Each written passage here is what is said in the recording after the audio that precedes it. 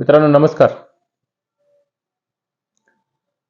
संपूर्ण देशभरामध्ये मोदी सरकारने म्हणजे भारतीय जनता पक्षाच्या केंद्र सरकारने विकसित भारत संकल्प यात्रा ही देशभरात सुरू केलेली आहे. या यात्रेच्या माध्यमातून केंद्र सरकार राबवत असलेल्या जनकल्याणाच्या ज्या योजना आहेत त्या योजना हे ग्रामीण भागामध्ये आणि महाराष्ट्रामध्ये आणि इतर राज्यामध्ये त्याचा प्रचार आणि प्रसार हा डिजिटल रथ यात्रेच्या माध्यमातून सुरू आहे. आणि त्याच पार्श्वभूमीवर अलीकडच्या काळामध्ये मोदी सरकारने कांदा निर्यात बंदीची घोषणा केल्याने शेतकऱ्यांमध्ये मोठ्या प्रमाणावर तीव्र असा संतापाची लाट पसरली आहे. आणि ही लाट पसरत असताना त्यांच्या मनातील खदखद आणि राग आणि असंतोष हा त्या डिजिटल रथयात्रेच्या गावामध्ये गेल्यानंतर त्याचा उद्रेक हा झाल्याचं काही ठिकाणी हे सकृत दिशेने स्पष्टपणाने दिसून आलेले आहेत. तुमचा विकासही नको आणि तुमच्या योजनाही नको असे म्हणत नाशिक जिल्ह्यातील शेतकऱ्यांनी, संतप्त झालेल्या ग्रामस्थांनी भारतीय जनता पक्षाचा हात सुरू असलेला हर हर मोदी घर घर मोदी अशी जाहिरात करणारा संकल्प रथ हा गावातून हुसकावून लावला आहे. यातून भारतीय जनता पक्षाच्या सरकारबद्दलचा असलेला असंतोष, राग आणि त्या असंतोषाला त्यांनी मोकळी वाट या ठिकाणी करून दिल्याचं स्पष्टपणाने दिसून आलेलं आहे. नाशिक जिल्ह्यातील काही गावात, विशेषतः सिन्नर तालुक्यातील गोंदे आणि दापूर या गावामध्ये विकसित भारत संकल्प यात्रेतून केंद्र शासनाच्या जनकल्याणाच्या योजना गावागावात पोहोचवण्यासाठी हा रथ जेव्हा गावात गेला, तो गावात जात गेला असताना तेथील ग्रामस्थांनी आणि शेतकऱ्यांनी आणि युवकांनी हा रथ गावामध्ये अडवला.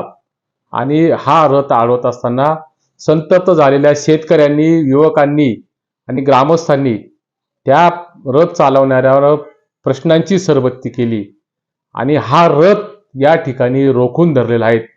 आणि त्यावेळेस संतप्त झालेल्या शेतकऱ्यांनी त्याच्या मनामध्ये कांदा निर्यात बंदीचा जो आक्रोश होता, जो राग होता, तो राग हा या निमित्ताने बाहेर आला. आणि त्यांनी मात्र त्या रथ चालवणाऱ्या माणसांना स्पष्टपणाने विचारलं, 2014च्या लोकसभेच्या निवडणुकीमध्ये भारतीय जनता पक्षाने शेतकऱ्यांच्या उत्पन्न खर्चापेक्षा 1.5 पट नफा देण्याचं आश्वासन हे या ठिकाणी दिलेलं होतं. म्हणजे स्वामीनाथन समितीने ज्या आयोगाने ज्या शिफारशी सुचवलेल्या होत्या त्या शिफारशीची अंमलबजावणी ही केंद्र सरकारने पर्यायाने नरेंद्र मोदी सरकारने केली नाही. आणि 2014च्या लोकसभेच्या निवडणुकीमध्ये उत्पन्न खर्च अधिक 1.5 पट नफा हे जे आश्वासन दिलं होतं त्या आश्वासनाला भुलून आम्ही भारतीय जनता पक्षाच्या लोकसभेच्या उमेदवारांना मतं दिली होती. त्यामुळे पुढच्या काळामध्ये केंद्र सरकारने म्हणजे 9 वर्ष झाले त्या घोषणेची अंमलबजावणी अद्यापही केलेली नाही. त्यामुळे आमचा मोठा भ्रमनिराश झालेला आहे. आमची शुद्ध अशी फसवणूक ही केंद्र सरकारने केलेली आहे. किंबहुना आमच्या तोंडाला पाने पुसले आहेत. म्हणून त्यांनी या गावामध्ये हा रथ आणण्याचा तुम्हाला कुठलाही अधिकार नाही. मुळात महाराष्ट्रातील शेतकरी हा निसर्गाच्या लहरी आणि संकटामुळे हा मेटाकुटीला आलेला आहे. त्याहीपेक्षा तो सुलतानी संकटाला देखील या ठिकाणी मोठ्या प्रमाणावर त्याचा प्रक्षोभ आणि त्याचा बळी या ठिकाणी गेलेला आहे. आणि त्याचाच आक्रोश आणि हुंदका हा संताप आणि चीड म्हणून ही दापूरच्या आणि गोंदेच्या घटनेमध्ये स्पष्टपणाने या ठिकाणी दिसून आल्याशिवाय राहत नाहीत. व्यवस्थेच्या अमानुष वरवंट्याखाली हा येथील शेतकरी आणि येथील बेरोजगार हा अक्षरशः चिरडला गेलेला आहे. त्यामुळे शेतकऱ्यांचा झालेला अनावर हा त्या शेतकऱ्यांच्या मनामध्ये असलेला हा हुंदका होता. हे या ठिकाणी आपण लक्षात घेतलं पाहिजे. कल्याणकारी राज्य ही भूमिका आपल्या संविधानात मांडलेली आहे, घटनेमध्ये ती भूमिका मांडलेली आहे. त्यानुसार जनतेच्या जगण्याचे मरण्याचे प्रश्न सोडवण्याची, संबंधित प्रश्नाची सोडवणूक करण्याची भूमिका ही केंद्र सरकारची आणि त्या ठिकाणी असलेल्या राज्य सरकारची ही सामाजिक नैतिक दायित्वाची ही जबाबदारी असते. परंतु ही जबाबदारीचं पालन हे केंद्र आणि राज्य सरकार हे या ठिकाणी करत नाहीत. त्यामुळे महाराष्ट्र राज्यामध्ये मोठ्या प्रमाणावर बेरोजगारीचे तांडे आणि बेरोजगारीचे कळप या ठिकाणी निर्माण झालेले आहेत. केंद्र सरकारने काही लाखो लोकांना, युवकांना हे दरवर्षी नोकऱ्या देण्याचं आमिष दिलेलं होतं. ही त्या पाठीमागची पार्श्वभूमी आपण या ठिकाणी लक्षात घेतलेली आहे. आणि हे बेरोजगारीचे तांडे निर्माण होत असताना आजही शिक्षण क्षेत्रामध्ये मोठ्या प्रमाणावर त्याचं बाजारी स्वरूप आलेलं आहे. शाळांचं खाजगीकरण आणि कंत्राटीकरण करण्याचा विचार हे राज्य सरकार करत आहेत.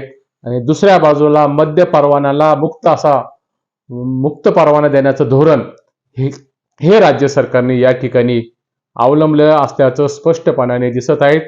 आणि उद्या जर शिक्षणाचं खाजगीकरण आणि कंत्राटीकरण झालं, त्यातून दर्जात्मक आणि गुणात्मक शिक्षण हे मध्यमवर्गीय मुलांना आणि अंत्योदय घटकातील माणसाला हे मिळेल की नाहीत, अशी परिस्थिती ही महाराष्ट्राच्या जनतेमध्ये शंकेच्या स्वरूपात निर्माण झालेली आहे. यामधूनच महाराष्ट्राच्या समाज जीवनामध्ये मोठ्या प्रमाणावर असंतोषाबरोबरच शेतकऱ्यांच्या आत्महत्या, युवकांच्या आत्महत्या या मोठ्या प्रमाणावर वाढलेल्या आहेत. दिवसागणिक 3 शेतकरी हे महाराष्ट्रामध्ये आज आत्महत्या करत आहेत. या आत्महत्या होत असताना आर्थिक विवंचनेतून महाराष्ट्रातील जनमानस हे अक्षरशः भरडले गेलेले आहेत. महाराष्ट्रातील ही जी परिस्थिती आहे, ही परिस्थिती राज्य सरकारने पुरस्कृत निर्माण झालेली परिस्थिती आहे. कोणीही आपल्या जीवाला या ठिकाणी संपवण्याची सहजासहजी विचार करू शकत नाहीत. परंतु काही मानसिकता अशी निर्माण होते की त्या मानसिकतेपुढे उत्तर हे सापडत नसल्यामुळे युवक आणि शेतकरी हे आज आपल्या गळ्याला गळफास लावून आपली जीवनयात्रा संपवत आहेत. त्यातून महाराष्ट्रामध्ये जे नवीन नवीन उद्योग यायला पाहिजे होते, ते नवीन नवीन उद्योग हे महाराष्ट्रामध्ये येत नाहीत.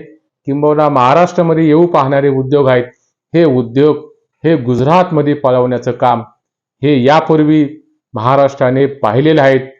त्यामध्ये दुसरी बाजू ही या ठिकाणी आपण प्रकर्षाने लक्षात घेतली पाहिजे की महाराष्ट्राच्या ग्रामीण भागामध्ये आजही जे प्राथमिक आरोग्य केंद्र आहे, जे सरकारी रुग्णालय आहेत, त्या सरकारी रुग्णालयामध्ये आजही रुग्णांना औषधं ही मिळत नाहीत. आणि औषधे मिळत नसताना सरकारी रुग्णालयामध्ये औषध खरेदीतील घोटाळ्याच्या बातम्या ह्या मात्र आता नित्याच्या गोष्टी बनलेल्या आहेत. किंबहुना आजही हा महाराष्ट्रातील सामान्य माणूस त्या घोटाळ्याच्या बातम्या हा दैनिकातून किंबहुना तो इलेक्ट्रॉनिक मीडियातून हे राजरोसपणे त्याच्या नजरेसमोर येत आहेत. मित्रांनो, काही दिवसापूर्वी माझ्या एका मित्राचे नातेवाईक हे क्षयरोगाने आजारी होते, म्हणजे टीबीने आजारी होते. अशा वेळी सरकारी रुग्णालयात मिळणारी जी मोफत औषधे आहेत, ती मोफत औषधे नोव्हेंबरपर्यंत उपलब्ध होणार नाहीत, असं त्या ठिकाणी रुग्णालयाच्या प्रशासनाने सांगितलं होतं. आणि रुग्णालयाच्या दर्शनी भागावर फलक लावलेला होता की नोव्हेंबरपर्यंत तुम्हाला मोफत औषध आहेत ती मिळणार नाहीत. ही महाराष्ट्राच्या आज असणाऱ्या आरोग्याच्या बाबतीतली दारुण अशी परिस्थिती आहे.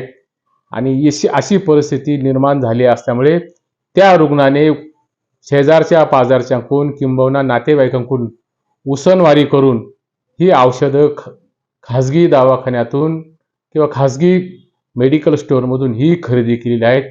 ही महाराष्ट्राची परिस्थिती ही निश्चितपणाने शोभणारी नाहीत. किंबहुना प्रगत महाराष्ट्र, गतिमान महाराष्ट्र जेव्हा आपण म्हणतो, तेव्हा याच्या पाठीमागची बाजू देखील ही आपल्यासमोर ती काळीकुट्ट बाजू आहेत, ती लक्षात आल्याशिवाय राहणार नाहीत. जनतेच्या जीवन मरणाचे प्रश्न सोडवणे आणि जनतेच्या जीवन मरणाचे प्रश्न हे हरवले आहेत की काय, अशी परिस्थिती निर्माण होणे हे मात्र महाराष्ट्राच्या दृष्टीने भूषणावं नाहीत. देशभरामध्ये मोदींचा करिश्मा, मोदी मॅजिक याची मात्र मोठ्या प्रमाणावर चर्चा होत असताना घटनेतील 370वे कलम आणि राम मंदिराच्या भावनिक झुल्यावर किती दिवस तुम्ही लोकांना झुलवणार आहेत, हाच त्या नाशिक जिल्ह्यातील शेतकऱ्यांचा आणि ग्रामस्थांचा प्रश्न होता. भुकेल्या असलेल्या पोटाला जात, धर्म, पंथ हा आठवत नाहीत, त्याला फक्त भेडसावत असते ती भाकरीचा यक्ष प्रश्न. तोच प्रश्न हा आजचा ज्वलंत प्रश्न बनलेला आहे. आजच्या राजकारण म्हणण्यापेक्षा आजच्या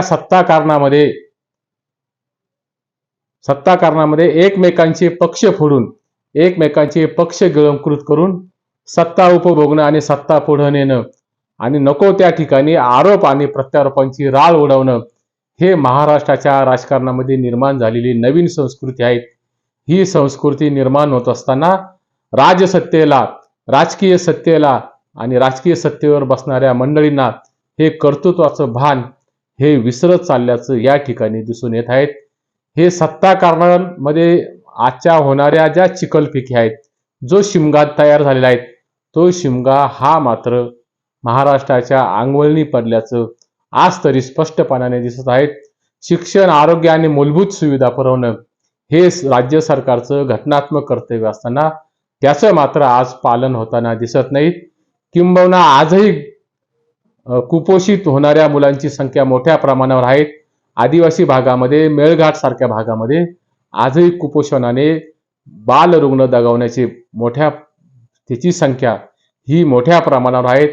ही या महाराष्ट्राची शोषणीय परिस्थिती असताना रुग्णालयात औषधांचा तुटवडा नसणं आणि त्यातून नांदेड सारख्या घटना ह्या महाराष्ट्रासमोर येत आहेत.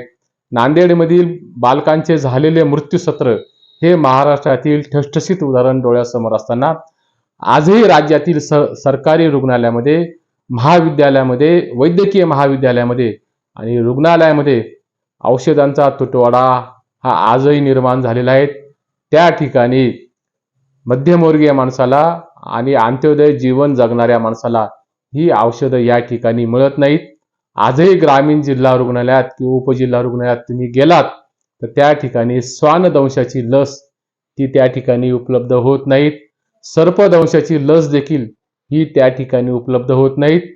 आजही त्या डॉक्टर जे आहेत त्या रुग्णालयामधले ते मात्र खाजगी दवाखान्यामध्ये जाण्यासाठी रुग्णांना रेफर करतात, रुग्णांना सुचवतात.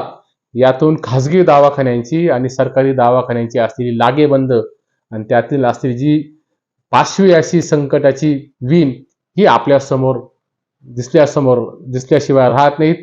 अशीच परिस्थिती ही जिल्ह्यामध्ये, तालुक्यामध्ये ही निर्माण झालेली आहे.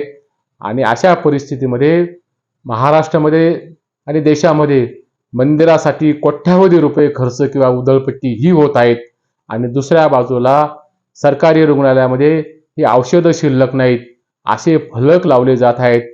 आणि ही जी विकासाची पानगळ होत असताना निव्वळ हिंदुत्वाच्या आणि राष्ट्रवादाच्या मसाली पेटून जनतेच्या जीवन मरणाचे प्रश्न हे संपणार नाहीत. किंबहुना जनतेच्या जीवन मरणाच्या विकासाचे बुरुज जे आहेत ते बुरुज मात्र सरकार कधी सर करणार आहेत हा प्रश्न निर्माण होणं हे आत्यंतिक स्वाभाविक बनलेलं आहे. मात्र हे करत असताना आजही देशामध्ये 85 कोटी जनतेला मोफत अन्नधान्य हे केंद्र सरकारला पुरवावं लागतं. आणि हे अन्नधान्य पुरवत असताना त्यातील दुसरी बाजू आपण या ठिकाणी लक्षात घेतली पाहिजे.